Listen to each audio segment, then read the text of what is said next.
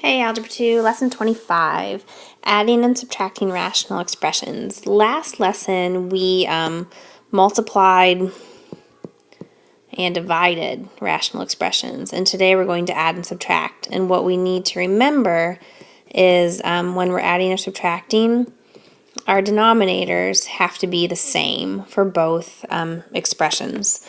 So to add the numerators, your denominators need to be equal. So we would have, for instance, 2n over d as an answer for adding those. And d cannot be 0, just like the previous lesson. Actually, just like all lessons, d cannot be 0. So let's calculate the sum of something easy. 3/10 over 6/10. If we're going to calculate both of these things, we would get, if you have the same, oh for goodness sakes, if you have the same denominator, you just add across the top and you have the same, or you add the numerator, 3 plus 6 over 10. With number 2, for instance, it's not quite as simple because you need the same denominator, correct? So what do we do with this one? Well, what I generally do is get the same denominator. So I would need 20 and 15, which as we model through this exercise, I'm going to take this whole thing and multiply it by a 20 or a 15 would be our common denominator. So in the first expression, we already have a 20 there, but we don't have a 15. So I put a 15 in. Let's see, 20 times 15 is 300. Minus the second expression doesn't have the 20, it has the 15, so we're going to go like this, and it would be over 300.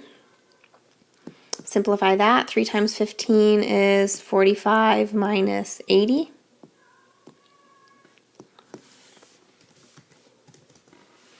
Negative 35 over 300. So what did we do here? Let me see if I can write that any clearer. Oh, I can't. Erase it. Bummer. Let's rewrite 3 over 20 minus 4 over 15. In algebra, I'm allowed to multiply by the number 1. 20 over 20 times 15. So what I do is I analyze each expression. Okay, the denominator has a 20, but not a 15. So I need to multiply by 15 over 15, which would give me, let's get a different color, times 15 on top and times 15 on the bottom. And for the second expression, it has 15, so I don't need to multiply that one, but I'm going to multiply by 20 on top and 20 on bottom. So now my denominator is the same at 300 for both, and my numerator is equivalent, 3 times 15 and 4 times 20, and that gives me the correct answer. This can be simplified, so in essence I could have picked a different multiplier. I didn't have to use 20 and 15. I could have used, gosh, 3. I could have used 3 and 2. Well, let's just simplify it. If I divide the top by 5 and the bottom by 5, I think it'll give me the least common. So I've got negative 7 over 300 divided by 5 is 60. But that's okay. All right, let's do some with some rational expressions. Okay, here we have 4 and 5. So I need to multiply this by something to get me 20.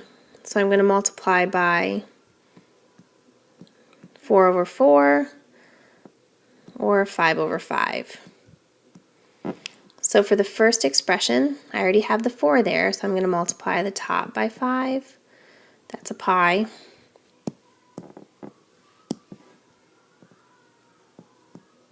And the bottom by 5.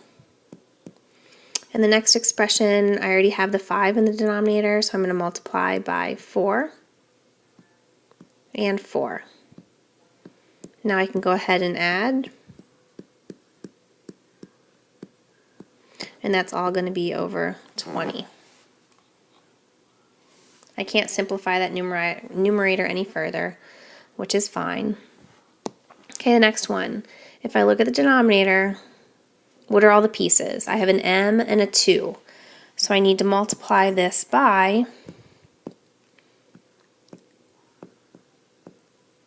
and then you look at each expression separately. Okay, for the first one I already have an m, so I need a 2. For the second expression I have a 2m, so I don't need to change anything. And for the third expression I already have an m, I need a 2. Now we can add across the top 2a plus b minus 2c all over 2m. Not so bad. Okay? All right, let's get just a tad bit tougher. For example 1, perform the indicated operations below and simplify.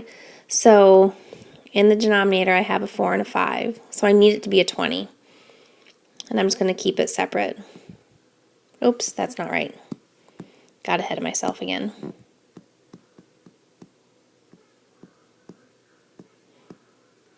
So for this first expression, I need a 5.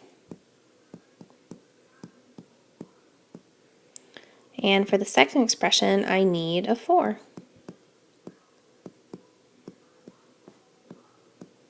Okay, let's add across the top. I'm going to go ahead and distribute. So 5a plus 5b plus 8a, that's an a, 8a minus 4b, all over 20. Okay, collect your like terms. 5a plus 8a is 13a. 5b minus 4b is b over 20. And I can't simplify any further, so we are done. Okay, this next one, if I look at the denominator, in the first expression I have a 3x, in the second expression I have a 5x squared. So what do I need? And you actually might find the most comfortable way you are writing this, but it looks like in my denominator I need a 3, a 5, and an x squared. Okay?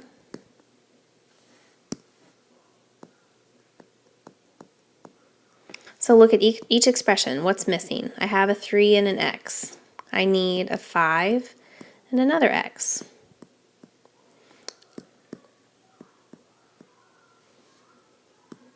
In the second expression, I have a 5 and an x squared. It looks like I just need a 3. So that's going to be 5 times x times 4, 20x, minus 9 over 15x squared. Okay, last one of this example. Here, it actually works best if you take the denominator, and these are going to be most of your problems. You take that denominator and you factor it. That way you can see all the pieces and parts that are necessary. So this first one, it looks like I can take a 2x out, and I'm left with x plus 1. And for the second one, I can factor it in two binomials. X minus 4, x plus 1. That looks right, except you can't read that 4.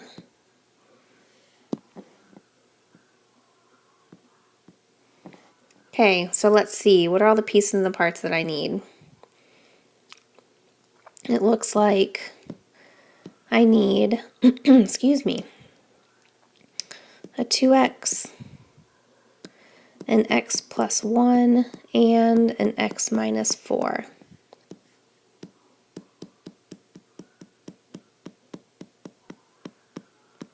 Alright, so let's do this. So I'm going to, let me erase that bottom. I assume you've got it written down, or you can write it down. Oh, that doesn't work. Oh, good. I need that bottom so that I can see what's missing. So let's look at our first expression. I've got a 2x and an x plus 1 in the denominator. I'm missing the x minus 4. So that's what I need to write on the top too. Plus, this next one, it looks like I'm only missing a 2x. So I'll have a 5 times 2x. Let's distribute and rewrite. 2x, x plus 1, and no, you do not need to multiply these back out. You need to simplify the numerator, but the denominator, you're good to go. Simplify a little more. 3x minus 10x would give me a negative 7x. Nope, it's adding. Silly me. 13x minus 12 over 2x, x plus 1, x minus 4. I don't know, I've always thought these types of problems are a lot of fun. They're like little mini puzzles, which are really fun and after practice can be simple to solve. Okay, we have exercises 5 through 8, so we just learned how to do them. Now let's go ahead and try them. I'm going to push pause and see how far you guys can get, and maybe we can compare our answers in the end. Okay, there we go. Go ahead and push pause and see if my answer doesn't match your answer. See where one of us might have made a mistake. And I'm going to move on. Okay, I'm going to make this bigger if I can. It's too small for me to work on. And then why don't we go ahead and push pause and compare our answers. Actually, I'll do this one. This is a little bit of a trick that I don't think I've gone over with you yet. So when you've got two that seem similar, but they're really not, we need to factor out a negative 1 so that they can be similar. Let me erase what I just circled. Sorry. So let me show you. Oh, for goodness sakes. I thought I erased that. Okay. So m minus 3 is the right way to write it. So you'll see if I factor out a negative 1, I get negative 3 plus m, or m minus 3. There are going to be a lot of problems like this, so go ahead and try to make sense of what I just did. So now what our numerator needs to look like, is a negative 1 and an m minus 3. So you need both the negative 1 and the m minus 3 in your numerator and denominator. So this first one I need a negative. That should be a minus. The second one has everything, so I don't need to change or multiply by anything. Negative 7m plus 5m is negative 2m over negative m minus 3. Those two cancel, and I'm left with 2m over m minus 3. Cool. Number 7, remember there were 8. So you're going to have to factor the denominator and get our common denominator after you're done factoring. I'm going to push pause and you can try this one on your own. Alright, there we go. There's your answer. Check it out and see if something doesn't make sense. One more. Okay, number 8. Go ahead and factor the denominator again and see if you can get a common denominator. There we go. Okay, check it out. If we didn't get the same answer, see if you can figure out why. If you notice up here, I didn't write out the whole thing again. I just underlined what my common multiple was, what I needed to use, what I needed my denominator to look like. Okay, last example. Simplify the following expression. Okay, so we have a big old division problem here, quite messy. This is really two problems in one, so we're going to deal with one of the problems and then the other one. And it's fine, you guys can get it, it's just messy. So let me rewrite it. I want b squared plus b minus 1 over 2b minus 1 minus 1 divided by 4 minus 8 over b plus 1. So we're doing what we learned today and what we learned yesterday. So if we just deal with it one problem at a time, it's not too bad. So let's look at the left side of the problem, and then we'll marry it all together when we get done. I want my denominator to be 2b minus 1 for both of them. So I've got b squared plus b minus 1 minus 2b plus 1, because I just distributed that negative. That may confuse you, so let's not do that. Minus 2b minus 1. And that's all going to be over 2b minus 1. Okay, let's simplify that. B squared plus b minus 1 minus 2b plus 1, all over 2b minus 1. What can I simplify? I have b squared, positive b, minus, looks like I can cancel those two out. B squared minus b over 2b minus 1. Okay, let's pause there for a second. That's the left side of the equation. Let's try the right side of the equation now. It looks like my denominator is b plus 1. So I have a 4, b plus 1 minus 8, all over b plus 1. Distribute, all over b plus 1. Oh, stop. I see my problem. Hold on. I did not flip my fraction. That would have been a tragedy. I don't know what made me think of it, but that's bad. Let's do this again. Okay, let's write this as a rational expression with our common denominator first, and then we're going to flip it. All right.